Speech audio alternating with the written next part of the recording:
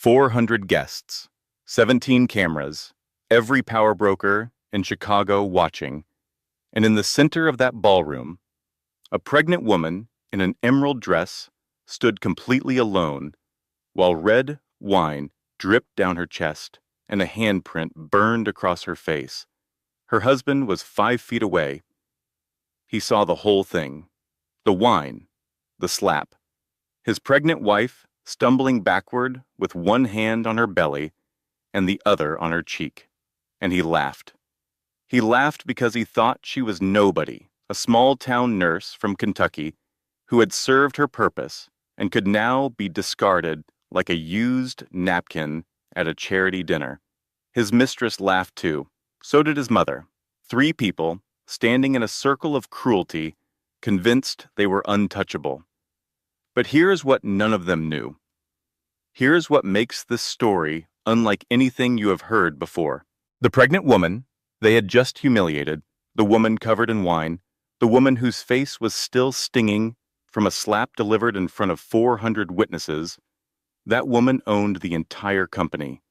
Every floor, every contract, every promotion, every paycheck, including theirs. She owned 54% of a $40 billion corporation, and she had been watching them from the shadows for over a year, waiting for the right moment to step into the light. They gave her that moment. They just did not know it yet. This is the story of Evelyn Carter, a woman who lost everything: her marriage, her home, her dignity, her health, nearly her baby, and then rebuilt it all with the one thing no one could take from her: the truth about who she really was. Stay with me, because by the end of this story, 3 people will lose everything they thought they earned. And the woman they called nobody will be sitting in the corner office on the 42nd floor, signing checks with their names on the termination line. It starts with a sandwich, a turkey and avocado sandwich, and a lie that lasted 3 years. Story value and lesson before we begin. Here's why this story matters. This is not just entertainment. This is a mirror. If you have ever been made to feel small by someone who was supposed to love you, if you have ever been told you were crazy for seeing what was right in front of your eyes, if you have ever stayed silent while someone took credit for your strength, then this story was written for you. The lesson is simple. Silence is not weakness. Patience is not surrender. And the people who underestimate you are writing their own ending. They just do not know it yet. Now. Chapter 1. If this story moved you, if it made you angry or hopeful or reminded you of someone who needs to hear it, do something small that makes a big difference. Hit that subscribe button so you never miss a story like this. Leave a comment and tell me, what moment hit you the hardest? Was it the slap, the laugh, the grandmother's letter? Or was it something else, something personal that only you would understand? Share this video with one person who needs to hear that their story is not over. And tap that like button, because every like tells us to keep creating stories that matter. Thank you for staying until the end. That tells me everything I need to know about you. You are the kind of person who cares. And this channel was built for people exactly like you. At the Apex Meridian Foundation Charity Gala, in front of 400 guests, 17 cameras, and every power broker in Chicago, a woman named Sabrina Vale slapped a pregnant woman across the face. The pregnant woman's name was Evelyn Carter. She was 7 months along. She was wearing an emerald dress that had taken her 3 weeks to save for. And the man standing 5 feet away, the man who watched the slap happen and then laughed like someone had told him a joke at a dinner party, that man was her husband. His name was Nathan Cole, Vice President of Strategy at Meridian Holdings, the company he bragged about at every cocktail party as if he had built it with his bare hands. Nathan did not build Meridian Holdings.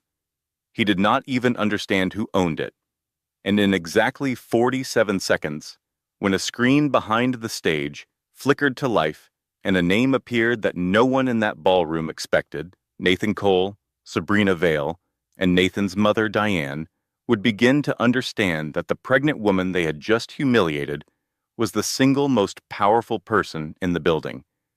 But that moment had not arrived yet. And to understand how Evelyn Carter ended up standing in a ballroom with wine dripping down her dress and a handprint burning across her cheek, we need to go back 6 months, to a Tuesday morning, to a kitchen that smelled like scrambled eggs and quiet desperation. 6 months before the gala, Evelyn stood in the kitchen of their downtown Chicago apartment making breakfast. She was 4 months pregnant. Nathan sat at the counter scrolling his phone with one hand and ignoring her with the other. She had made his eggs the way he liked them. Over medium, toast cut diagonally, coffee black with half a sugar. She had been making this breakfast for 3 years, ever since they got married. Back when Nathan was a mid-level manager with big dreams and Evelyn was a pediatric nurse who believed in every single one of them. Back then, he used to kiss her forehead every morning and say, "You are my good luck charm, Evelyn." Back then, he used to mean it. Evelyn set the plate in front of him. Nathan did not look up. She said, "My appointment is at 2. The ultrasound. You said you would come." Nathan exhaled through his nose. He said, "I have a meeting with the Hargrove Group at 1:30. It might run long." Evelyn said, "You missed the last one too." Nathan finally looked at her, not with warmth, with the specific kind of irritation reserved for people who remind you of obligations you have already decided to ignore. He said, "Evelyn, I am trying to become the youngest CEO in this company's history.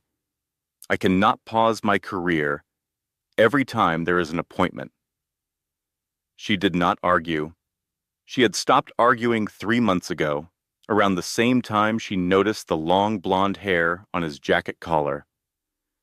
Around the same time, his phone started buzzing at 11 at night with messages he answered in the bathroom with the door closed. She cleared his plate after he left without touching the toast. She washed the mug he had not thanked her for, and then she sat at the kitchen table with both hands on her belly and tried to remember the last time her husband had looked at her like she mattered.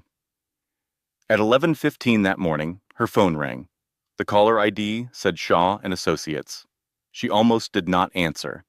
She assumed it was about her grandmother's estate. Ruth Carter had passed away 3 months earlier in the small Kentucky town where she had raised Evelyn after Evelyn's parents died in a car accident when she was 6. Evelyn answered. A man's voice said, "Mrs. Cole, my name is Leonard Shaw. I was your grandmother Ruth's attorney for 40 years. I need to meet with you, today if possible. It concerns an inheritance matter that is significantly more complex than you were told."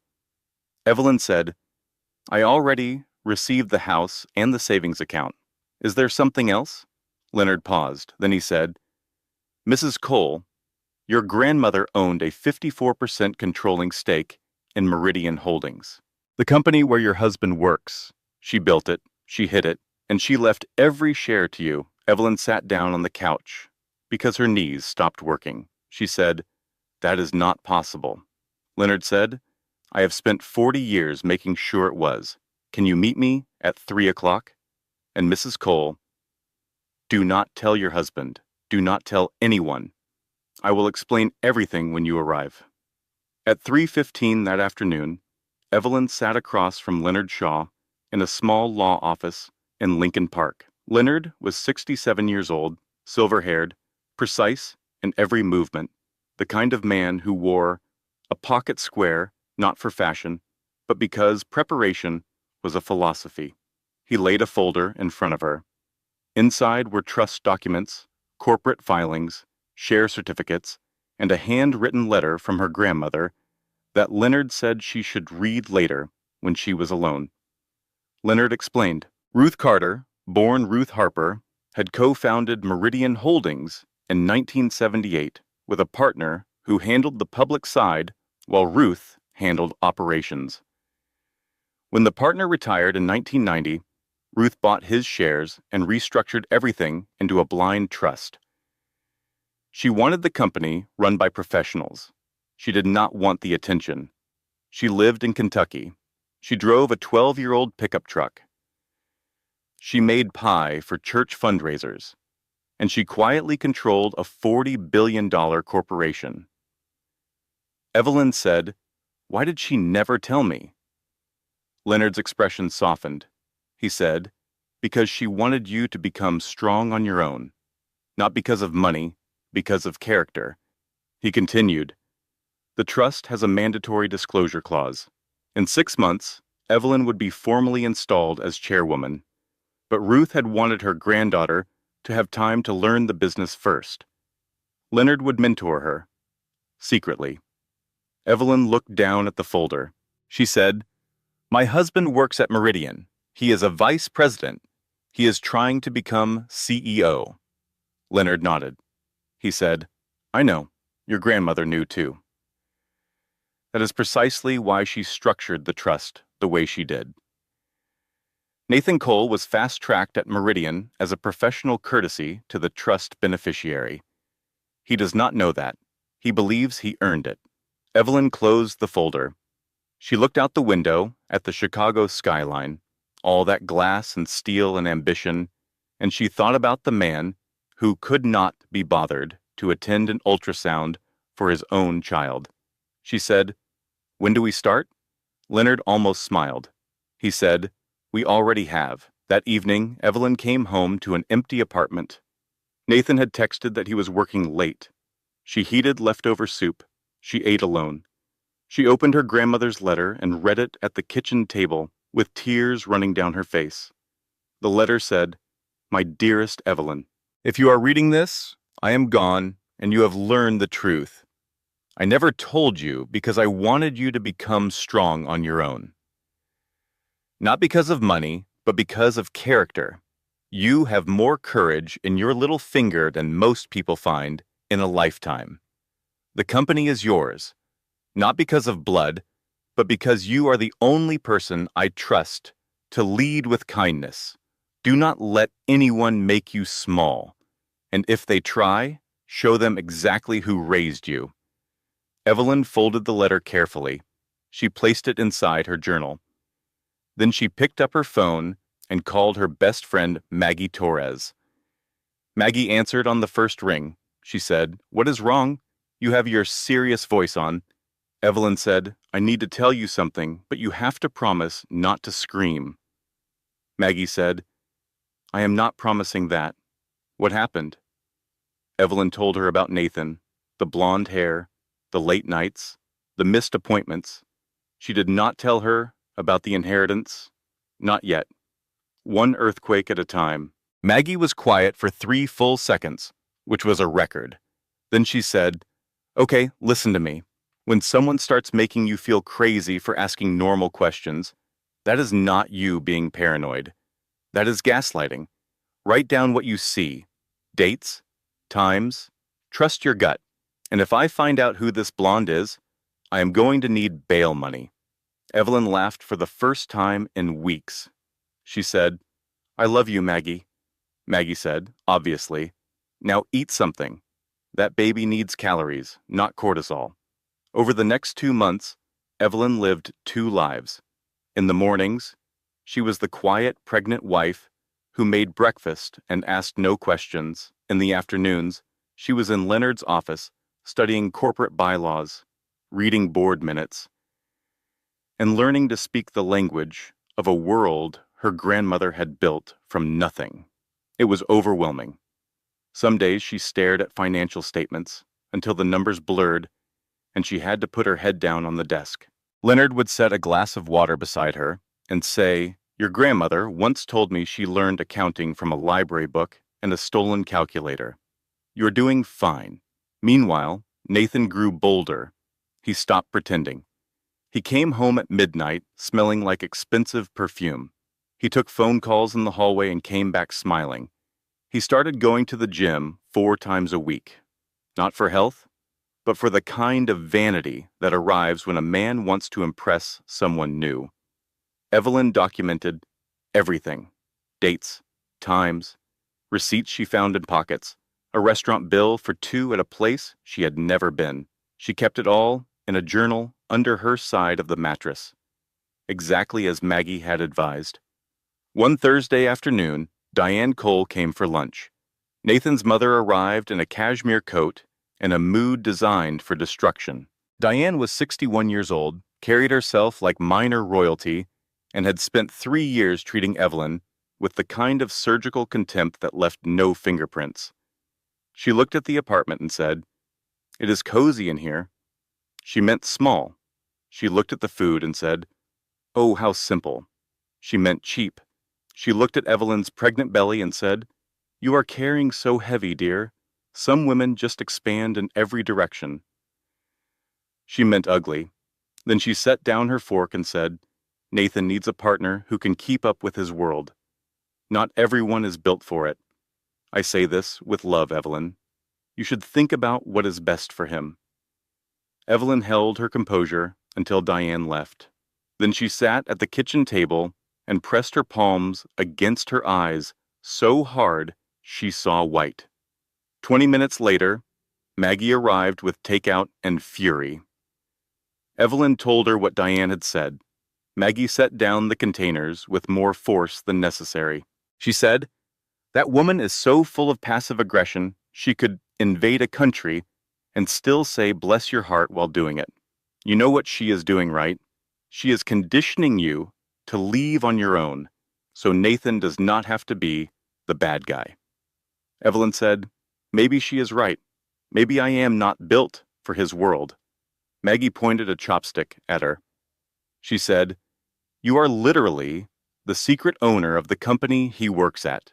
You are not just built for his world. You are the architect. He just does not know it yet." 2 weeks later, Evelyn decided to surprise Nathan at work with lunch. She packed his favorite sandwich, turkey and avocado on sourdough, and drove downtown. She parked across the street from the Meridian building and waited for him to come out for his usual afternoon coffee. At 12:45, the glass doors opened. Nathan walked out. Beside him was a woman Evelyn had never seen before. Tall, blonde, silver dress, perfect posture. She walked like someone who expected the sidewalk to feel grateful. Nathan's hand was on the small of her back. The woman leaned in close and whispered something. Nathan laughed, the real laugh, the one Evelyn had not heard, directed at her in over a year. Then the woman turned her face and kissed him. Not a quick peck, not an accident, a kiss that said this was not new. Evelyn sat in her car, holding a brown paper bag with his favorite sandwich, and watched her marriage officially end through a windshield. She did not scream. She did not call him. She did not get out of the car. She locked the doors, gripped the steering wheel, and came apart in the parking space like a building collapsing inward. Silent from the outside, but devastated in every room. 20 minutes later, she called Leonard. Her voice was steady in a way that scared her. She said, "I need to move faster. Who is the woman with Nathan?" Leonard was quiet for a moment. Then he said, "Her name is Sabrina Vale. She is a PR consultant contracted by Meridian. She has been on the account for 8 months. Evelyn said, 8 months. Our anniversary was 9 months ago." Leonard did not respond to that. He said, "I will accelerate the timeline. We will approach the board chair next week." Evelyn hung up. She looked at the brown paper bag on the passenger seat. She thought about throwing it away. Instead, she folded it flat, drove home, and put it inside her journal as a bookmark. A reminder of the exact moment she stopped waiting for Nathan Cole to remember who she was. Over the next 3 weeks, Leonard introduced Evelyn to the board chair, a woman named Marjorie Kent. Marjorie was a former federal judge with steel gray hair and a handshake that made grown men nervous. She reviewed the trust documents for 2 hours without speaking. Then she looked at Evelyn and said, "Your grandmother was the most disciplined person I ever encountered. I see where you get it." Marjorie agreed to support Evelyn's early installation as chairwoman. But the bylaws required a full board vote, and the earliest they could schedule, it was 2 weeks out. Until then, everything had to stay quiet. Evelyn agreed. She went home, she made dinner, she waited for Nathan, who did not arrive until 11. She said nothing, she smiled, she kissed his cheek, and she counted the days. The Apex Meridian Foundation. Charity Gala was the social event of Chicago's corporate calendar. 400 guests, black tie, crystal chandeliers scattering white light over polished marble floors, a string quartet near the stage, pretending elegance could keep ambition civilized. Evelyn arrived alone at 7:10 in the evening. She was 7 months pregnant now, wearing an emerald green gown she had found at a consignment shop and altered herself. She stood near a column wrapped in white orchids and watched the room fill with people who had no idea who she was. She was here for 2 reasons. First, to observe the board members she would soon oversee. Second, because some stubborn, foolish part of her still hoped that Nathan might look at her tonight the way he used to, that seeing her here, dressed up, carrying his child, might remind him of something worth saving. That hope lasted exactly 13 minutes. At 7:23, Nathan entered the ballroom. The shift in energy was immediate. He moved through the room like a man who had rehearsed importance in front of mirrors. Navy tuxedo, curated smile. And on his arm, shimmering in a silver dress, cut for maximum impact, was Sabrina Vale. Sabrina walked like she was being photographed with every step. 3 vice presidents broke off conversations to greet Nathan. 2 investors turned. A lifestyle editor lifted her phone. Sabrina absorbed the attention like oxygen. Nathan spotted Evelyn and crossed the room with Sabrina still attached to his arm. He said, "Evelyn, I did not expect you this early." His voice was warm enough for nearby ears to mistake as affection, but Evelyn heard what he actually meant. "I did not want you here at all." Sabrina tilted her head and looked Evelyn up and down, starting at the shoes, ending at the belly. She said, "You must be the wife. I have heard so much." Before Evelyn could respond, Nathan steered Sabrina away. "Come meet the Mercer Group," he said. To Evelyn, without turning back, he added, "Try to stay comfortable. It is a long night." The dismissal was subtle. The room understood it anyway. At 7:40, Diane Cole arrived. Black velvet dress, diamonds heavy enough to announce themselves before she spoke. She kissed Nathan's cheek, embraced Sabrina like a daughter-in-law, and gave Evelyn a glance sharpened by years of practice. Diane said, "Still here?" "I assumed crowds would be difficult for you in your condition," Evelyn said. "I am fine, Diane." Diane accepted champagne from a passing server and said, "You always say that right before you create a scene." At 8:03, the real scene began. Sabrina crossed the floor with the confidence of someone who believed cruelty was a social skill. She stopped directly in front of Evelyn, close enough that her perfume erased the oxygen. She said, "I should thank you. You made this easy.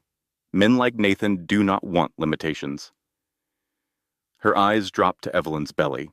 Evelyn kept her voice even. She said, "Step back, Sabrina." Sabrina laughed softly. "Or what?" Nathan appeared beside them. His tone suggested Evelyn was the source of any tension. He said, "What is going on?" Sabrina said, "Your wife is being territorial." In public. Nathan exhaled with amusement. He said, Evelyn, please, not tonight, not tonight, as if betrayal had office hours. Diane materialized at Nathan's shoulder. She took in the scene and decided escalation was entertainment. She said, "This is exactly what I warned you about. A man trying to rise cannot carry dead weight forever." She said it loud enough for 3 tables to hear. Evelyn felt her pulse throb behind her eyes. She said, "You should stop talking." Diane's expression brightened with malice. She lifted her glass of red wine and said, "Or what?" Then she moved. One clean arc. Wrist turning, crimson liquid flying. Red wine hit Evelyn from shoulder to waist, blooming across her emerald dress like a wound opening. Gasps cracked through the crowd. Phones lifted. Someone whispered, "Oh my God!" And then Sabrina stepped forward and slapped Evelyn across the face. The sound was sharp, undeniable, not dramatic, worse, real. Evelyn's head snapped to the side. One hand flew to her burning cheek. The other locked protectively over her belly. The string quartet stopped mid-phrase. 400 people stared. And Nathan Cole looked at his pregnant wife, wine-soaked and struck, and he laughed. One short laugh. The kind that says, "This is amusing to me." The kind that erases 3 years of marriage in a single breath. That laugh was the point of no return. Evelyn looked at Nathan, then at Sabrina, then at Diane. 3 people who had just destroyed their own lives and did not know it yet. She turned and walked out of the ballroom alone. No one helped her, no security intervened, no guest stepped forward. She walked through 400 people, and not one of them moved. She made it to the parking garage before her body failed her. The pain started as a cramp, then it became a wave, then it became everything. She collapsed against the concrete wall beside her car, one hand on her belly, the other reaching for her phone. She dialed 911 from the parking garage floor. She said, "I am 7 months pregnant and I am bleeding. Please hurry." The ambulance arrived in 9 minutes. It felt like 9 hours. The emergency room at Northwestern Memorial was bright and loud and moving at a speed that made the rest of the world feel like it had stopped.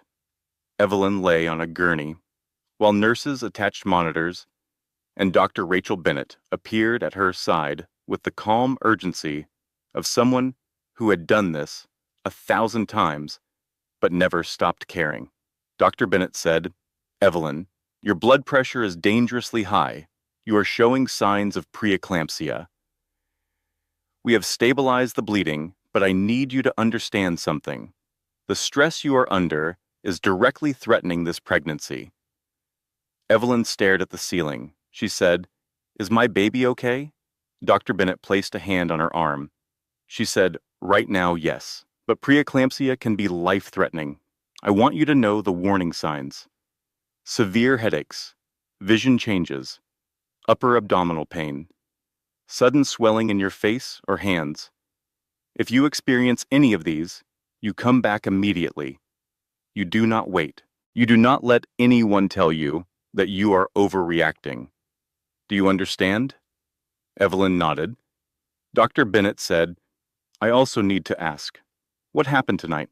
Evelyn closed her eyes. She said, "My mother-in-law threw wine on me. My husband's girlfriend slapped me. My husband laughed. I left." Dr. Bennett was quiet for a moment. Then she said, "Are you safe at home?" Evelyn opened her eyes. She said, "I do not know." That honest answer hung in the room like a held breath. At 10:45 that night, while Evelyn was still in the hospital with an IV in her arm and monitors tracking her baby's heartbeat, a process server walked into her room. He was young, visibly uncomfortable, and holding a manila envelope. He said, "Miss Cole?" Evelyn said, "Yes." He placed the envelope on her bedside table. He said, "You have been served. I am sorry." Then he left. Inside the envelope were 2 documents. The first was a divorce filing. Nathan Cole versus Evelyn Cole. Irreconcilable differences. The second was worse. An emergency custody motion. Nathan was requesting sole custody of their unborn child on the grounds that Evelyn was, in the language of his attorney, mentally unstable, prone to public disruptions, and unable to provide a safe environment for a child. Attached was a sworn affidavit from Diane Cole. It said, "I have personally witnessed Evelyn's erratic behavior over the past 3 years. She is paranoid, emotionally volatile, and has repeatedly created scenes at family gatherings. I fear for the well-being of my grandchild." Evelyn read the affidavit twice. She read it a third time to make sure the words were real. Then she set it on her lap and placed both hands on her belly and stared at the hospital wall until the tears came. Not the quiet kind, the kind that comes from a place so deep it does not have a name, the kind that shakes your whole body because the grief is too big for just your eyes. A nurse came in. She dimmed the lights. She adjusted the blanket. She did not ask questions because some pain does not need to be explained. At 11:30, Evelyn called Leonard Shaw. He answered on the first ring despite the hour. She told him everything: the gala, the slap, the wine, Nathan's laugh, the collapse, the hospital, the divorce filing, the custody motion. Leonard listened without interrupting. When she finished, he said, "Evelyn, I know this feels like the end. It is not. We accelerate everything. I will contact Marjorie Kent tonight.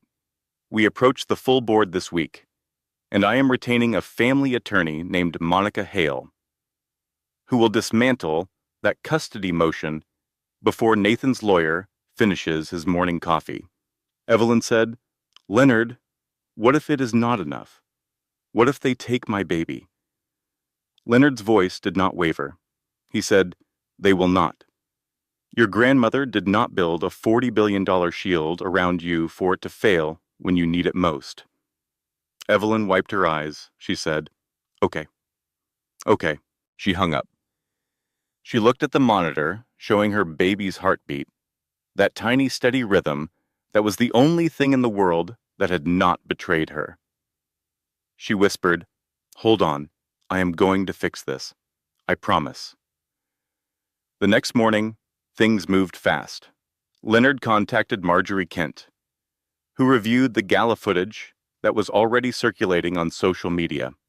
Marjorie called an emergency board consultation. Within 48 hours, 5 of 7 board members had been briefed on Evelyn's identity. Meanwhile, Monica Hale, Evelyn's new family attorney, filed a response to Nathan's custody motion that was so thorough it read like a criminal indictment. She attached the gala footage. She attached Nathan's affair evidence. She attached financial records showing Nathan had been using company funds for personal dinners with Sabrina. She filed a counter-motion for a protective order.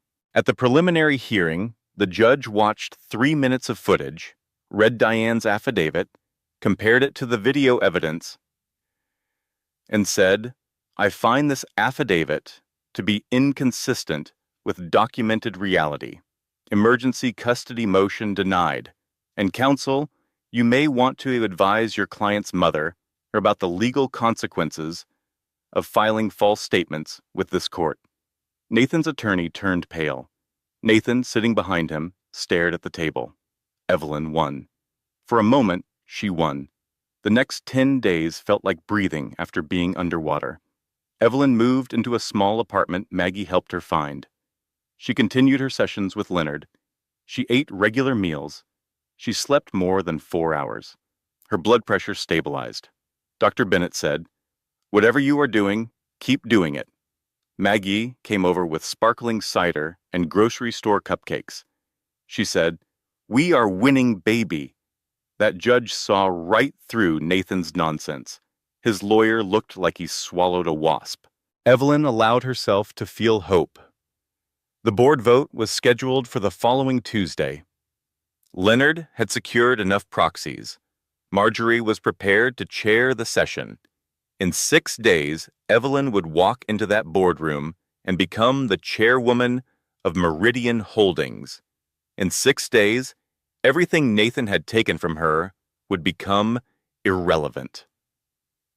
On Saturday morning, 2 days before the vote, Evelyn arrived at Leonard's office for their final preparation session. She brought his favorite tea, Earl Grey with a splash of milk, and the annotated board packet she had been studying all week. She knocked on the conference room door. No answer. She opened it. Leonard was on the floor. His face was gray. His left hand was clenched. His right arm was twisted at an angle that did not look voluntary.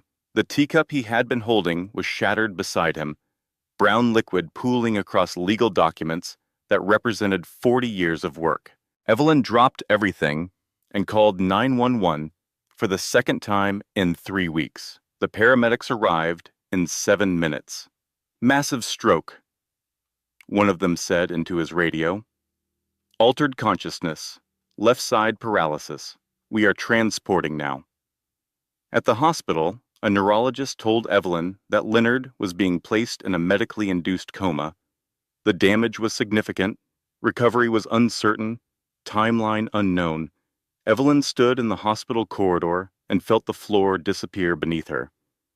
Leonard was the only person with complete trust documentation. He was the only person with legal authority to authenticate Evelyn's claim before the board. Without him conscious and testifying, the vote could not proceed. She called Marjorie. Marjorie's voice was heavy with regret. She said, "Evelyn, I believe you. Every board member who has been briefed believes you. But without Leonard or certified documentation, I cannot legally call the vote. The bylaws are clear. We need the trust executor's testimony or a certified authentication from the trust's custodial bank." Leonard handled everything personally. Finding the backup documentation could take weeks, maybe months. Evelyn leaned against the hospital wall. She said, "So it is over." Marjorie said, "It is not over. It is delayed. There is a difference." That word again, delayed, as if delay was not just another word for drowning slowly. Evelyn drove to her apartment. She sat on the floor surrounded by boxes she had not finished unpacking. She called Maggie, who was working a double shift and could not come.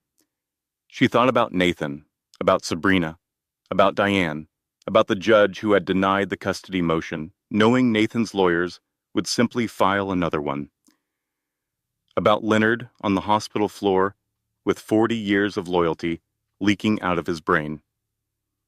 She placed both hands on her belly and said to no one, "I had everything in my hands and it all disappeared." 2 days later, Nathan invited Sabrina to move into the apartment, their apartment, the one Evelyn had decorated, the nursery she had painted soft yellow with tiny white stars on the ceiling. Evelyn came to collect her remaining things. She used her key, which still worked because Nathan had not bothered to change the locks. He probably assumed she would never come back. She opened the door and found Sabrina sitting on the living room couch, wearing Evelyn's bathrobe, drinking from Evelyn's favorite mug, the one Maggie had given her that said, "World's okayest nurse." Sitting in the rocking chair Evelyn had bought for the nursery. Sabrina looked up and smiled. She said, "Oh, he said you would be coming. Your boxes are by the door." Evelyn looked at her things, packed into cardboard boxes and stacked by the entrance like trash waiting for pickup. 3 years of her life reduced to 4 boxes, and a dismissal from the woman who had slapped her in front of 400 people. She picked up the boxes. She did not speak. She did not cry. She carried them to her car, one trip at a time, while Sabrina watched from the window and sipped tea from Evelyn's mug. Maggie came that evening. They sat on the studio floor eating Thai food from containers. Maggie was quiet for a long time. Then she said, "It did not disappear, Evelyn. It got delayed. And that baby in your belly is not a delay. That baby is your reason to keep standing." Evelyn leaned her head against Maggie's shoulder. She said, "I am so tired." Maggie said, "I know, but tired is not done. and you are not done. The weeks that followed were the worst of Evelyn's life, not because of one single blow, but because of the slow, methodical destruction of everything she thought she could count on. Nathan launched a campaign, not publicly, not with press releases or social media posts. Worse, he did it quietly, in conversations at dinner parties and coffee shops and office corridors. The kind of whisper campaign that destroys a person's reputation without leaving fingerprints. He told colleagues that Evelyn had suffered a mental breakdown. He told mutual friends that she had become paranoid and delusional during the pregnancy. He told her former coworkers at the hospital that she had been making wild accusations and that he was deeply concerned for her well-being. He cried when he said it. He was very convincing. One by one, Evelyn's phone stopped ringing. 2 nurses she had worked with for years sent texts that said, "We think you need help, Evelyn." A couple they used to have dinner with stopped responding entirely. A neighbor who used to wave in the hallway now looked away. The isolation was surgical. And it was working. Here is something most people do not know about abuse. The hitting part, the dramatic part, that is not what breaks you. What breaks you is the moment you realize that the person who hurt you has convinced everyone else that you deserved it. That is called DARVO. Deny, attack, reverse, victim, and offender. Abusers do this. It is a pattern, not a personality. And if you are listening to this and someone in your life is telling everyone that you are the problem after they hurt you, write this down. Document everything. Tell someone you trust. You are not crazy. They are counting on you, believing that you are. By her 8th month, Evelyn had exactly 2 people left. Maggie, who drove 3 hours round trip twice a week to check on her, and Dr. Bennett, who was monitoring her pregnancy with increasing concern. At her 34-week checkup, Dr. Bennett sat Evelyn down and spoke without her usual gentle filter. She said, "Your blood pressure is climbing again. Your protein levels are elevated. This is progressing. If we cannot stabilize you in the next 2 weeks, I may need to deliver this baby early." Evelyn said, "How early?" Dr. Bennett said, 34 to 36 weeks. The baby would likely be fine, but would need NICU time. What I need you to understand is that this is a direct result of chronic stress. Your body is telling you something. Are you listening? Evelyn was listening. She just did not know what to do with what she heard. 4 days later, at 2 in the morning, she woke up with a headache so severe it felt like her skull was being split open from the inside. Her vision blurred. Her hands were swollen. She recognized the symptoms because Dr. Bennett had made her memorize them. She called 911 for the 3rd time in 2 months. She said, "I am 35 weeks pregnant, and I think I am having a preeclampsia crisis." The ambulance arrived in 8 minutes. At the hospital, Dr. Bennett met her in the emergency room. The numbers were bad. Blood pressure 210/115. Protein levels critical. The baby's heart rate was dipping. "Doctor," Bennett said, "Evelyn, if we cannot get this under control in the next 12 hours, we are doing an emergency delivery. I need you to understand that." Evelyn was alone. Maggie was 3 hours away, already in her car, already driving 90 miles an hour and praying. Leonard was in a coma. Nathan did not know and would not have cared. She lay in the hospital bed with monitors beeping and nurses moving and her hands on her belly. Talking to her daughter, in a whisper, she said, "Please hold on. I cannot lose you too. You are all I have left. Please." The hours passed like years. Maggie arrived at 4:30 in the morning, still in scrubs from her shift. Mascara smeared, out of breath. She sat beside Evelyn's bed and took her hand and did not make a single joke. She just sat there, being the friend that everyone deserves and almost no one gets. At 6:15 in the morning, Dr. Bennett returned with test results. She said, "Blood pressure is coming down. Baby's heart rate stabilized. We are not out of the woods, but we are stepping back from the cliff." Evelyn exhaled for what felt like the first time in hours. Dr. Bennett said, "You are on strict bed rest. No stress, no travel, no exceptions. I am not asking, I am telling you." Evelyn nodded. She looked at Maggie. Maggie squeezed her hand and said, "I am staying. Do not argue with me. I already called the hospital. They owe me 14 vacation days, and I am taking all of them right now." For the next 2 weeks, Maggie slept on Evelyn's couch and made terrible soup and watched reality television at volumes that Evelyn found medically concerning. And somewhere in that small studio apartment, between the bad soup and the loud television and the fear and the exhaustion, Evelyn Carter hit rock bottom. Not with a crash, with a settling, like sediment reaching the floor of a river. Everything hurt. Everything was lost. Everything was quiet. But she was still here, and the baby was still here, and that had to be enough. 3 days before Evelyn's due date, Nathan showed up at her apartment. He looked different, thinner, tired. His tie was crooked, which was something the old Nathan would never have allowed. He stood in the doorway holding a bouquet of white tulips, which were her favorite, and for a moment, he looked exactly like the man she had married. He said, "Can I come in?"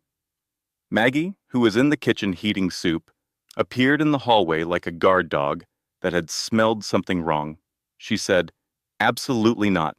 Evelyn said, "Maggie, give us a minute." Maggie stared at Nathan with the kind of hostility usually reserved for war criminals and people who talk during movies. Then she went to the bedroom and closed the door loudly enough to be a statement. Nathan sat on the couch. He looked at the studio apartment, at the boxes, at the bare walls, at the life his wife had been reduced to. Something crossed his face. Evelyn wanted to believe it was shame, he said. "I ended things with Sabrina." Evelyn said nothing. He said, "I know that does not fix anything. I know what I did at the gala was unforgivable. I have been lying to myself for months, telling myself that ambition justified everything. But I looked in the mirror last week, and I did not recognize the man staring back." He paused. His eyes were wet. He said, "I forgot who I married. You were always the best part of me, and I threw that away. I am not asking you to forgive me. I am asking for a chance, for the baby. Come home." Evelyn looked at him. She searched his face for the lie. She had become an expert at detecting lies over the past 6 months. She could spot misdirection from across a room. She could hear the hollow note in a voice that was performing sincerity instead of feeling it. But Nathan was crying, and he was saying the words she had wanted to hear for a year. And she was exhausted and terrified and about to have a baby, and completely, devastatingly alone. She said, "I need to think about it." Nathan nodded. He left the tulips on the table. He said, "I will wait as long as you need."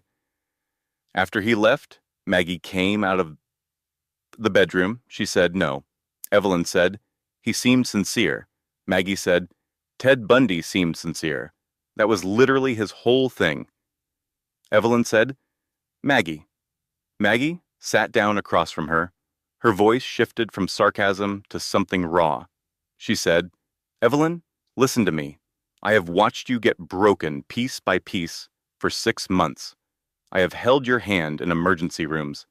I have slept on your terrible couch and eaten your terrible soup because I love you and I was scared you might not make it. Do not go back to the man who laughed when someone hit you. Please."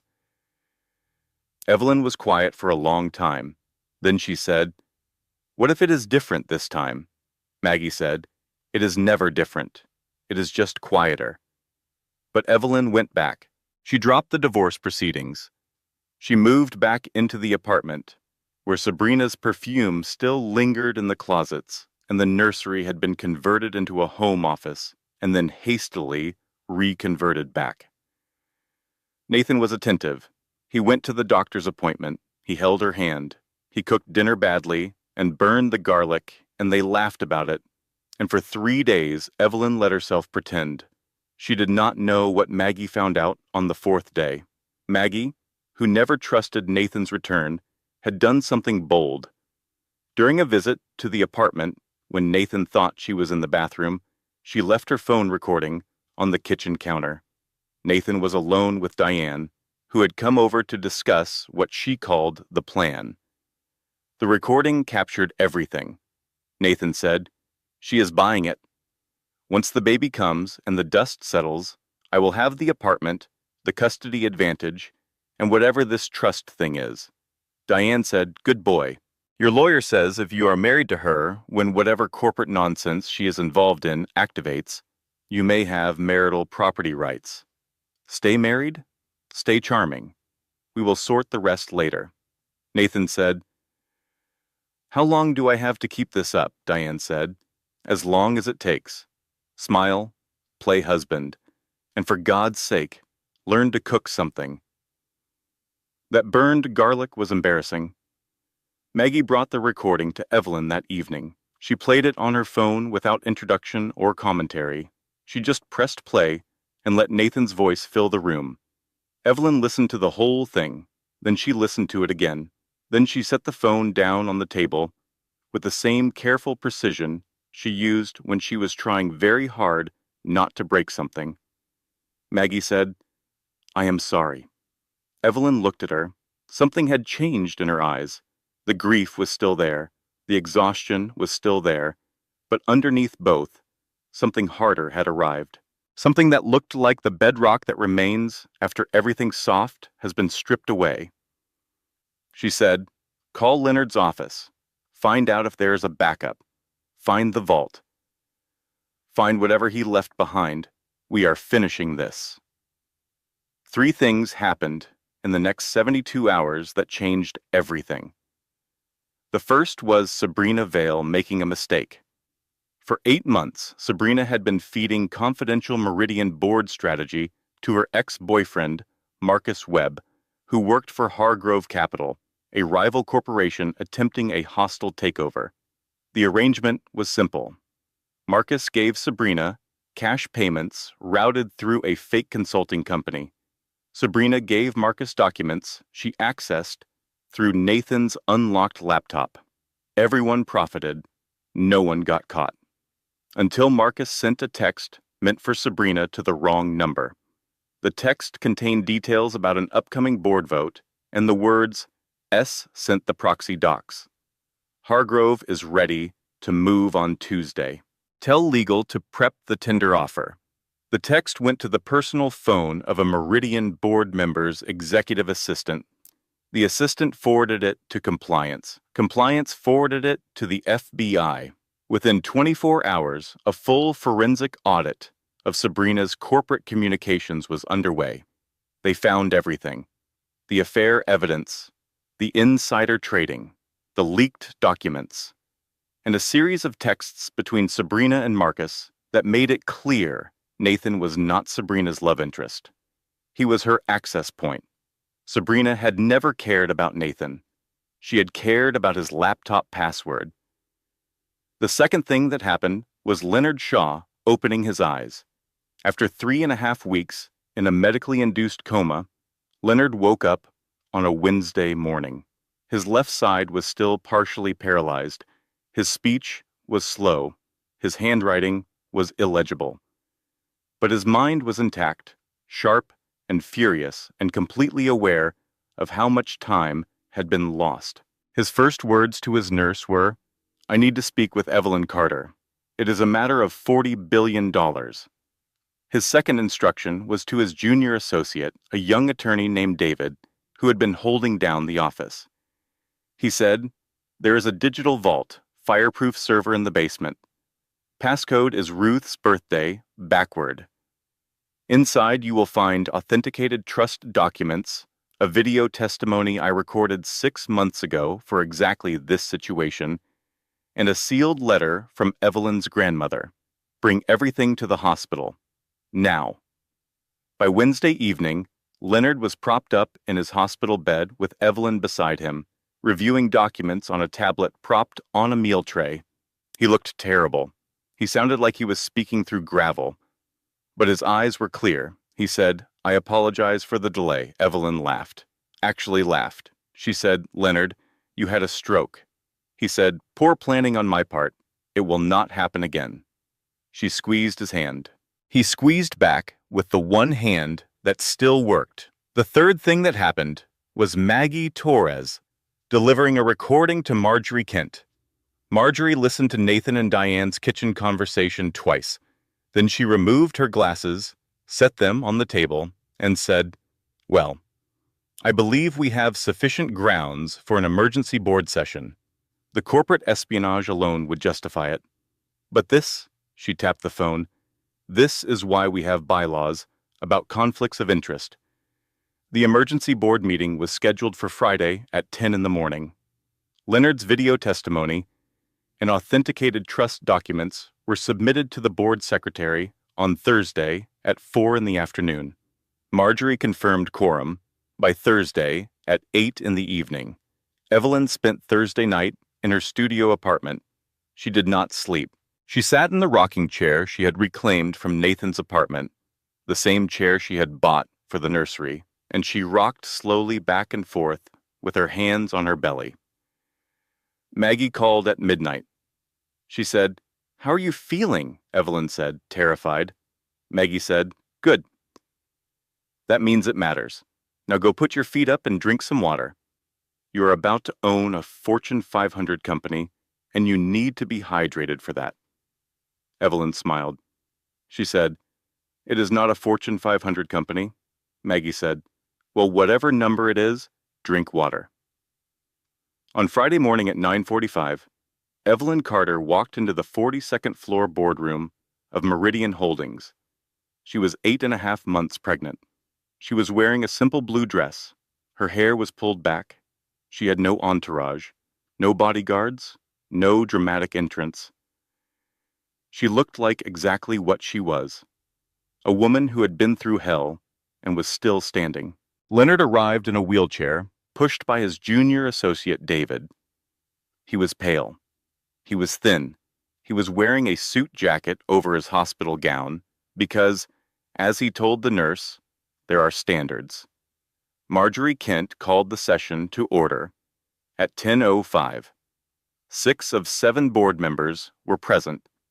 The 7th had provided a proxy vote. Quorum was confirmed.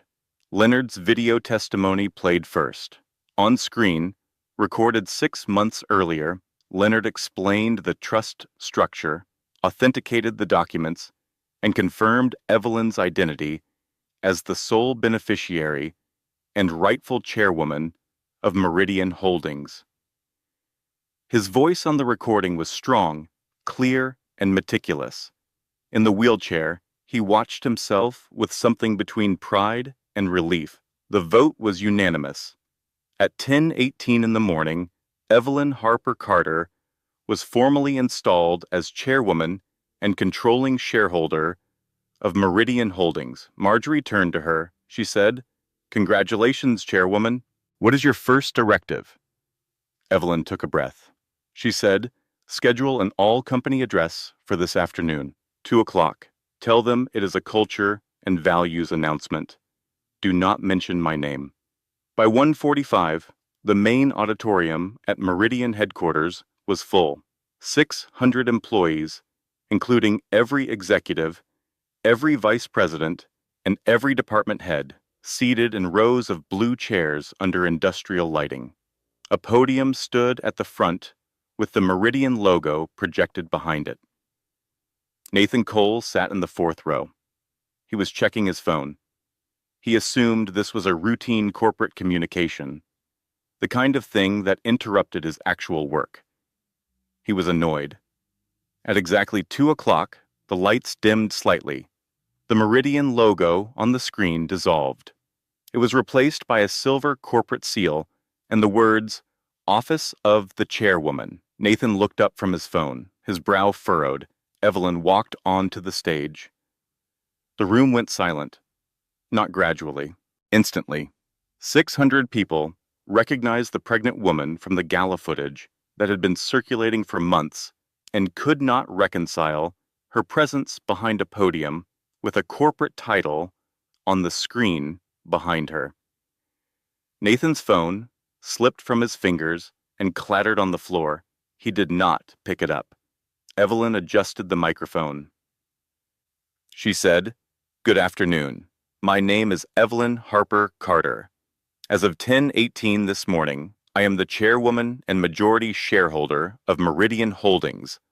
I have held the controlling interest in this company for over a year through a trust established by my late grandmother, Ruth Carter, who founded this company in 1978. A murmur rippled through the auditorium. Nathan gripped the armrests of his chair. Evelyn continued. She said, I did not plan to introduce myself this way.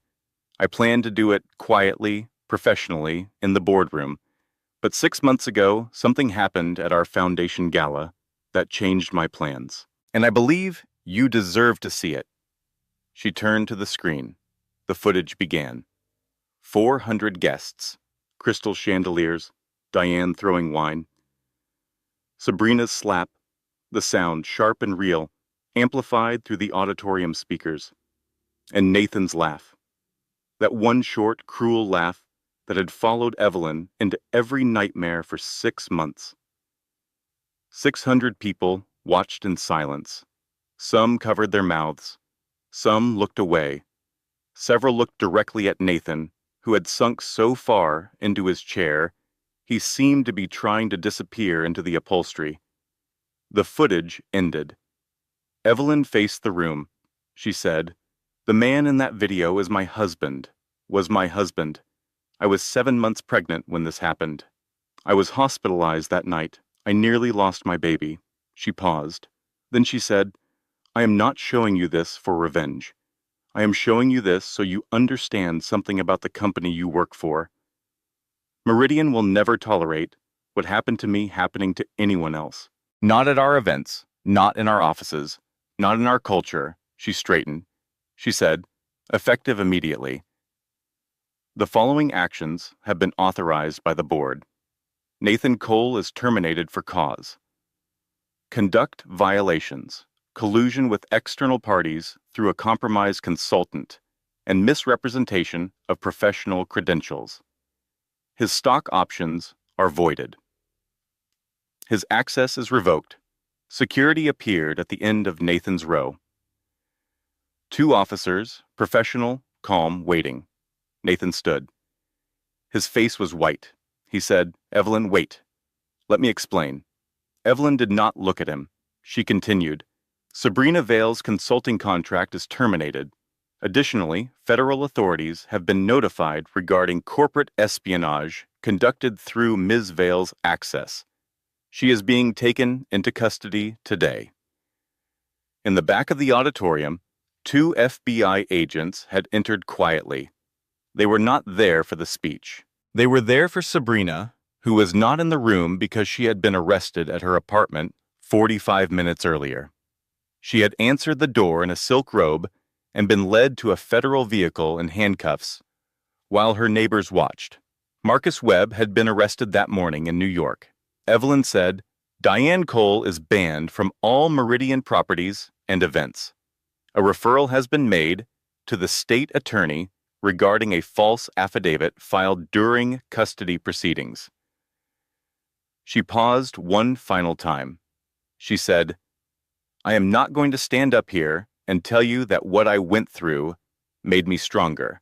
That is what people say when they want suffering to have a nice ending.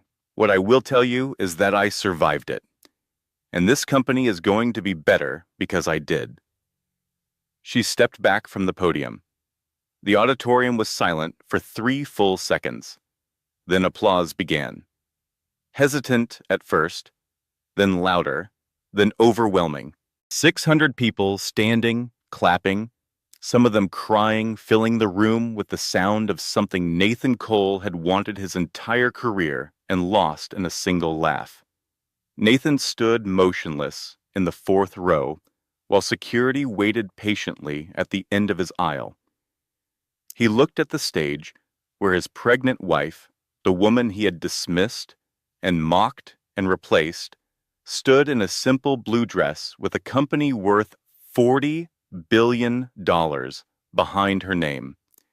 He picked up his phone from the floor. He walked to the end of the row. He did not look back.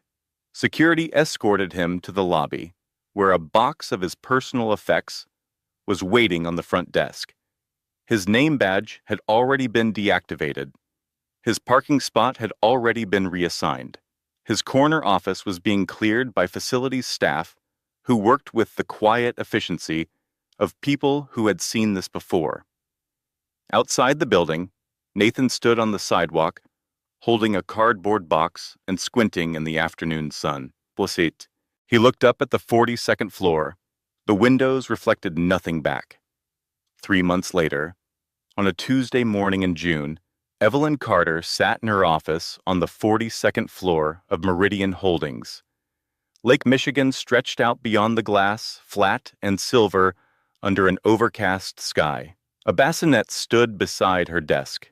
Inside, her daughter slept with the aggressive commitment to unconsciousness that only newborns possess. Her name was Margaret Ruth Carter. Margaret, after Maggie. Ruth after the grandmother who built an empire and hid it so her granddaughter could find her own strength. Maggie had cried when Evelyn told her the name. Then she had said, "You named her after me. I am going to be insufferable now." Evelyn had said, "You already were." The divorce was finalized. Evelyn had not pursued personal damages. Her attorney, Monica, had questioned this. She had said, "Given the footage, the public assault, the emotional harm, you have grounds for a significant claim." Evelyn had signed the final papers and said, "I want freedom, not a decade of theatrical litigation." The trust assets had never been marital property. Nathan received nothing from the company. Full custody went to Evelyn. The judge, reviewing the complete evidence, including Maggie's recording of Nathan and Diane's kitchen conversation, had not deliberated long. Today was the day Evelyn had been preparing for quietly. At 11 in the morning, in the Meridian Foundation auditorium, she would announce the Ruth Carter Foundation.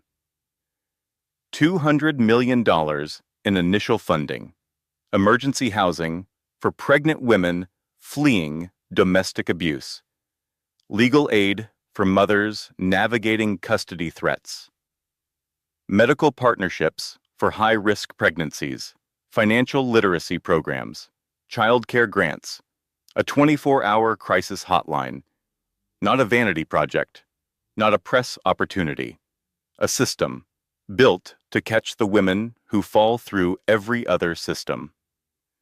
Evelyn reviewed her notes one more time. Leonard Shaw sat across from her in a regular chair now, not a wheelchair. Though he still walked with a cane, and his left hand trembled when he was tired. He came to the office once a week. They did not always talk business. Sometimes they talked about Ruth, about Kentucky, about pie. Leonard said, "Your grandmother would be proud of you." Evelyn looked up. She said, "I hope so." Leonard said, "I know so. She told me once that the measure of a person is not what they do when they have power. It is what they do when they have power and every reason to use it cruelly, and they choose not to." At 11:05, Evelyn took the stage. The auditorium was full.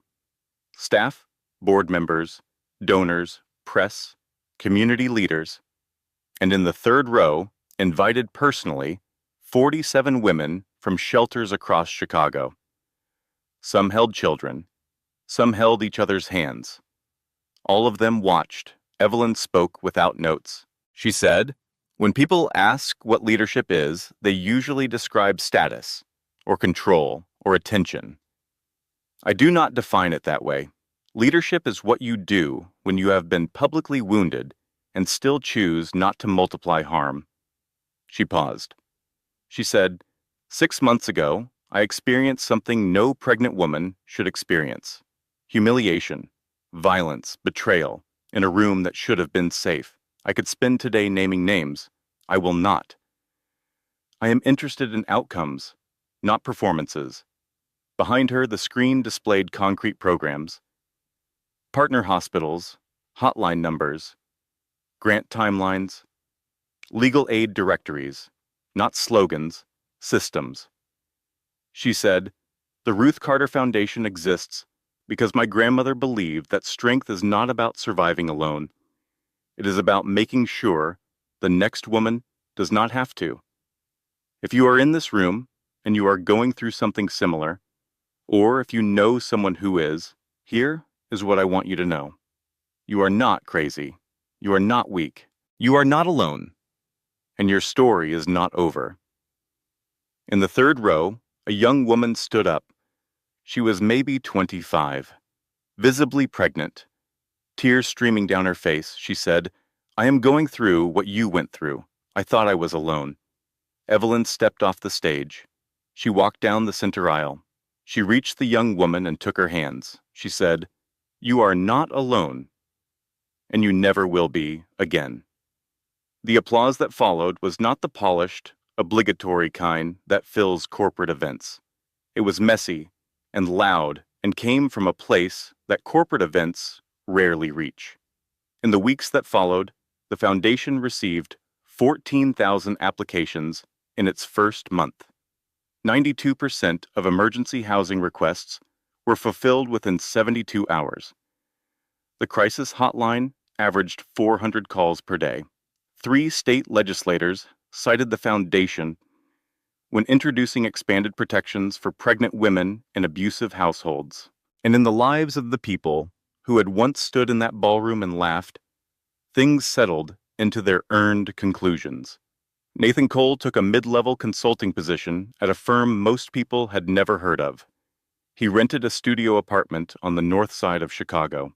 He saw his daughter on supervised visits every other Saturday. He was quiet during those visits. Sometimes he read to her, sometimes he just held her. Whether this was growth or performance, only time would tell. One morning, he passed a newsstand and saw Evelyn on the cover of Forbes. The headline read, "The Quiet Billionaire Who Built a Safety Net." He bought the magazine. He read it alone at his kitchen table. He did not call. Sabrina Vale pleaded guilty to 3 counts of corporate espionage and 1 count of securities fraud. She was sentenced to 4 years in federal prison. Her social media accounts were deleted. Her consulting clients were gone. Marcus Webb received 6 years. Their story ended not with drama, but with paperwork, which is how most stories about greed actually end. Diane Cole moved to a small town in coastal Florida. She joined a garden club and a book group and told everyone she met that her son was a successful executive in Chicago. She called Nathan once a week. He picked up about half the time. She never mentioned Evelyn. She never mentioned the gala. She lived inside a version of events that required constant maintenance and no witnesses. Leonard Shaw retired officially, but never completely. He came to Evelyn's office every other Thursday for tea. They talked about Ruth. They talked about Kentucky. They talked about how a woman who drove a 12-year-old pickup truck had somehow built something that would outlast all of them. Leonard's hand still trembled. His mind did not. Maggie Torres was promoted to head nurse at Northwestern Memorial. She was still loud. She still had zero filter. She still called Evelyn every single night. When baby Margaret said her first word, which was not mama, but something closer to ma that Maggie insisted was short for Maggie, they argued about it for 2 weeks. It was the best argument either of them had ever had. On a Thursday evening in September, Evelyn sat in her apartment after putting Margaret to bed. The city glowed outside the windows.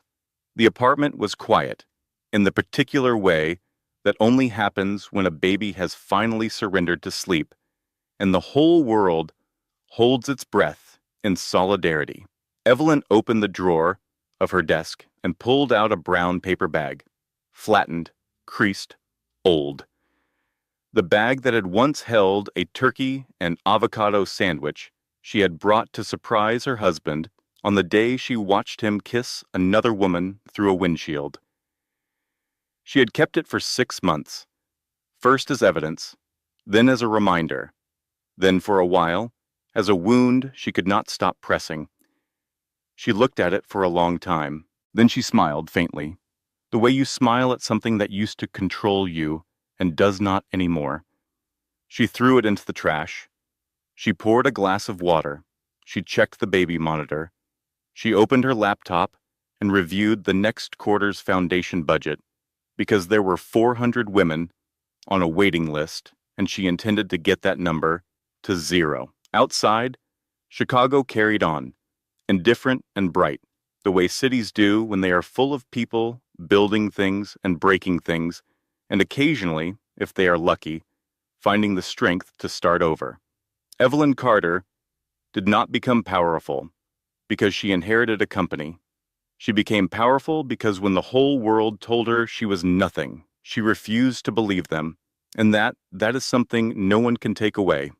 If anything in this story felt familiar, if you are dealing with emotional abuse, financial control, isolation, or someone who makes you feel small, you are not alone.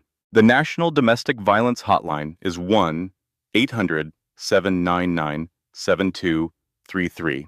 Available 24 hours a day, 7 days a week.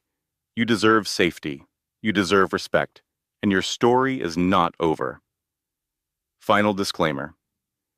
This content was carefully researched, developed, and manually edited by our creative team to deliver meaningful storytelling with real-life lessons. Every character is fictional, but every emotion is real. Our goal is not just to entertain, but to inspire awareness, empathy, and strength in anyone who needs it. If you or someone you know is experiencing domestic abuse, please reach out to the National Domestic Violence Hotline at 1-800-799-7233. You are not alone. Thank you for watching.